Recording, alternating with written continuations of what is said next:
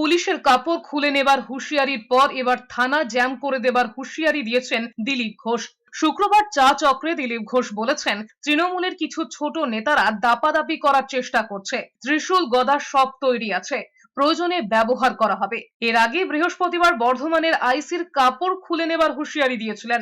বর্ধমান থানার আইসি রাস্তায় বেরোলেই আটকানোর হুমকি দিয়েছেন দিলীপ ঘোষ। কিভাবে সারা জীবন চাকরি করেন তিনিও দেখবেন। দিলীপ ঘোষ আরো বলেছেন, আইসি রাস্তায় বেরোলে লোক দিয়ে গাড়ি আটকাবেন। পুলিশ যদি বেশি প্রভুভক্তি দেখায় শুধু বলবো না, থানা জাম করে গোটা রাত রেখে দেবো। তারা পুলিশের কাজ করুক, আমরা আমাদের কাজ করছি। তারা যদি রাজনীতি করতে আসে তারা রাজনীতিকভাবে তাদের মোকাবিলা করুক।